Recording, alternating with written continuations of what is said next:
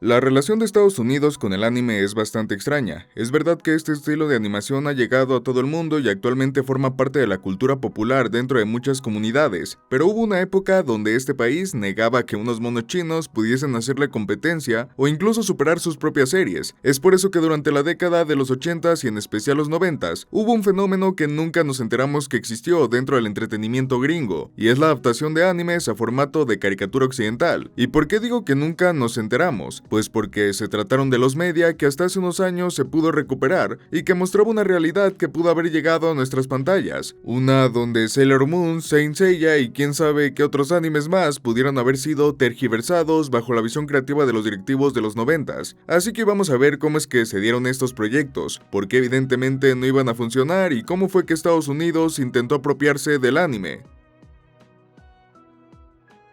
Y bueno, ¿por qué alguien quisiera adaptar un anime a otro estilo y formato? Esa es la pregunta que todos nos hacemos cuando pensamos en que joyas como Death Note o Evangelion solo que son por su influencia japonesa, por ponerte un ejemplo. Pero la razón se vuelve mucho más fácil de comprender cuando vemos hacia atrás en la historia del anime fuera de Japón. Para los 80s y 90s este mundillo estaba comenzando a tomar mayor fuerza. Dragon Ball, Slam Dunk, Pokémon, Sailor Moon, entre muchos otros, fueron las historias que tuvieron tanto éxito, que era necesario explotarlas a otras regiones del mundo. Pero había un impedimento por llamarlo de algún modo, y es que muchas productoras que estaban interesadas en dichas propiedades veían como raro este estilo artístico y conceptual. Ellos juraban que los niños de Occidente y el público en general no iba a comprender estas cosas, pues cosas como poderes, transformaciones, evoluciones, se escapaban de los trópicos típicos de las series estadounidenses de por aquellos años. Así que la solución que se dio a este problema fue la de comprar la licencia de dichas propiedades y adaptarlas a un formato distinto, todo para hacerlas más comprensibles para el público occidental. Como ven, desde la mera concepción de esta idea tiene varios puntos que no toman en cuenta diversos factores, y es que si bien es cierto que hay formatos y estilos narrativos a los cuales es difícil que una persona que nunca haya estado en contacto con ellos le lleguen a interesar, estamos hablando de obras tan trascendentales que ya son parte de la cultura popular en todo el mundo. El adaptarlas tenía poco sustento más allá del ego de muchas productoras por querer hacer algo propio, y una cosa muy importante que necesitamos hablar más adelante, y es que para nosotros suena como una pésima idea,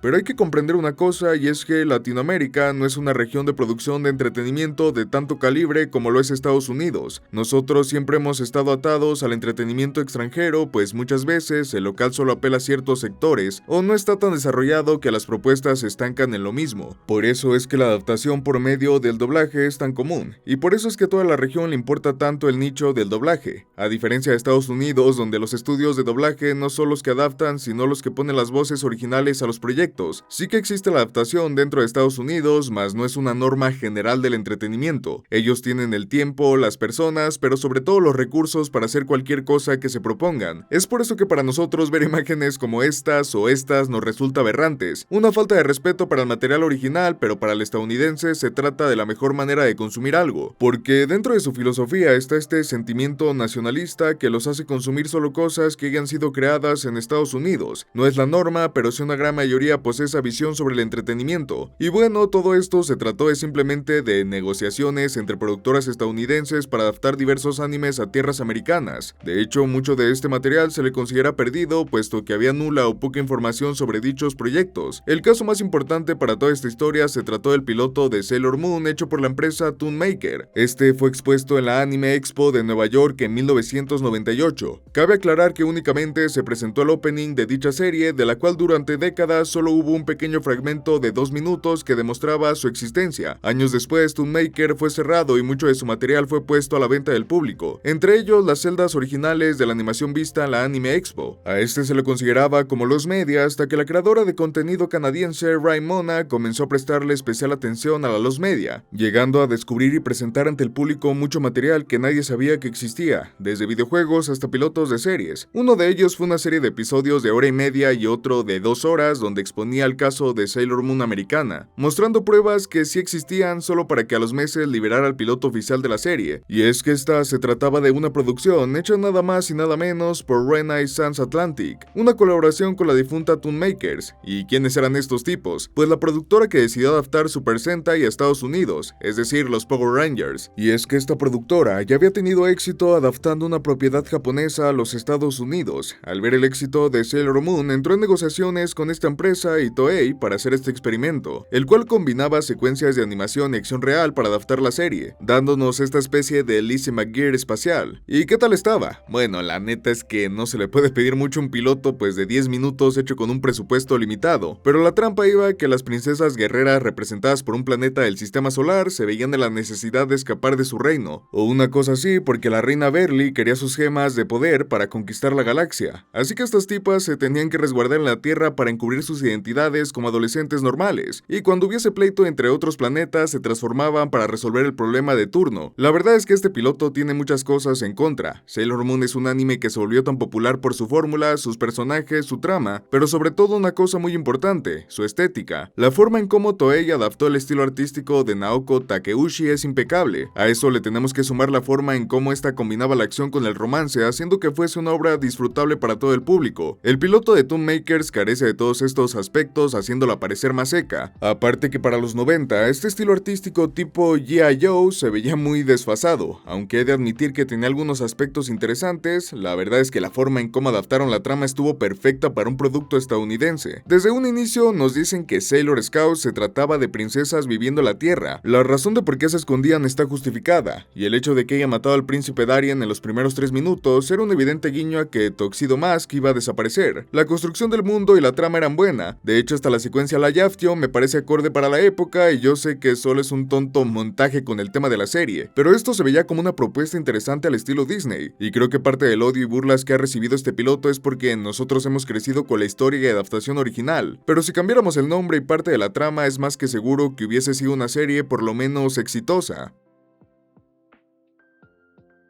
Hasta este momento esto se trataba únicamente de una mera curiosidad, no es como que el mercado del entretenimiento estadounidense haya querido adaptar más animes, ¿o sí? Pues obvio que sí, pues tan solo un año después la misma YouTuber liberó el piloto de Guardians of the Cosmos, una adaptación esta vez de Saint Seiya hecha nada más y nada menos que por Fredwell Films, siendo esta la encargada de la adaptación de las Tortugas Ninja. Este proyecto se dio en 1993 como parte de toda esta tendencia por el anime de aquellos años, y bueno, aquí los Caballeros de Bronce se trataban de un grupo de guerreros que fueron mandados a entrenar a diversas partes del mundo por un millonario misterioso, siendo Saori quien les revela que se trata de la reencarnación de la diosa Atena y los necesita para combatir a su hermano Apolo, o sea el patriarca y sus 12 caballeros dorados que quieren destruir la Tierra. Y sí, esta presenta los mismos problemas que el piloto de Sailor Moon. Mucho de su atractivo en cuestión de historia se pierde, siendo que aquí adoptan el formato episódico. Las 12 casas desaparecen, las otras subtramas como el torneo galáctico o los dilemas de los personajes también se esfuman, al igual que la estética, siendo que Toei supo traducir de una forma excelente los trazos del borracho de Kurumada, dándonos este estilo tan característico. Nada de eso existe en esta versión, pero también cumple con estas características que lo hacen un producto estadounidense bastante competente. La idea de formar el equipo con diversos personajes adiestrados en distintas artes marciales y técnicas es interesante, siendo que el poder de los personajes no radica tanto en las armaduras, siendo que estas no se presentan como el eje principal, algo que puede llegar a ser choqueante sabiendo lo importante que son las armaduras en Saint Seiya, pero aún así siguen estando presentes, y la forma en cómo reimaginaron la historia es entretenida por un público infantil que estaba acostumbrado a historias de este estilo. Los contras más pronunciados que le puedo ver a esta producción es su humor tan caricatura de los 80. Saben que para esta época las producciones por algún motivo tenían la predisposición de hacer que la comedia se basara en interacciones conflictivas. Digo, en los primeros minutos estos tipos se van a agarrar a golpes por culpa de una maleta, siendo que su comedia era más bullying, por así decirlo. Es algo que está presente en la animación ochentera de Estados Unidos y que Guardians of the Cosmos tenía presente. Justamente existió otro piloto hecho un año después del mismo anime llamado The Legend of Stardom, pero esta vez en live action, donde volvían a reinterpretar la historia, haciendo que un grupo de 5 guerreros elegidos por sus estrellas de nacimiento ayudaran en una guerra santa por liberar a la diosa Karina de las manos de su hermano, el cual quería exterminar a los humanos. La verdad es que este piloto dura mucho menos que los otros. Cosas malas tiene, pero al ser un live action se puede obviar, pero por lo menos este representaba mucha de la esencia que tiene Saint Seiya, como las armaduras. Estos son los que llegaron a ser revelados. De hecho, Raimona sigue presentando más proyectos abandonados de adaptaciones de anime, como un live action de Goodman, otro Gatchman, otro que iba a ser de la NBA y un spin-off de Slam Dunk. Es decir, la intención de apropiarse del anime estaba, mas nunca lograron concretar su cometido.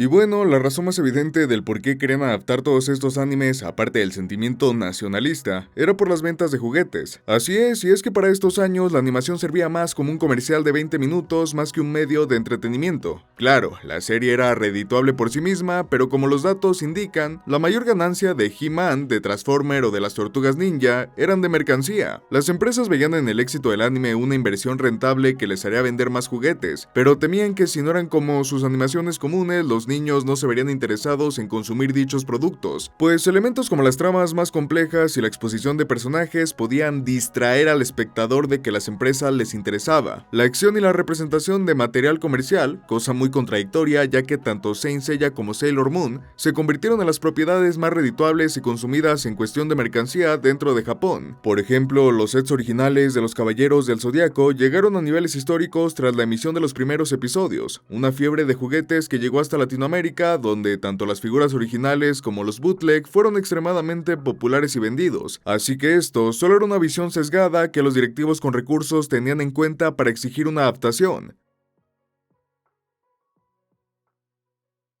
Es curioso pensar qué hubiera pasado si todo esto no solo se le hubiese dado luz verde, sino que hubiese funcionado. Tal vez en lugar de traer los animes que todos conocemos, la industria nos hubiese mostrado la versión americana. Parece que no, pero casos como el de Yu-Gi-Oh!, One Piece o el Pokémon de 4Kids nos hace pensar que sí pudo haber pasado. Posiblemente esto hubiese afectado en gran medida la popularización del anime y a lo mejor la industria tal cual como la conocemos no existiría. A lo mejor eso era bueno porque casos de explotación laboral está llena. Pero bueno, solo podemos quedarnos con la vez que Estados Unidos intentó apropiarse del anime.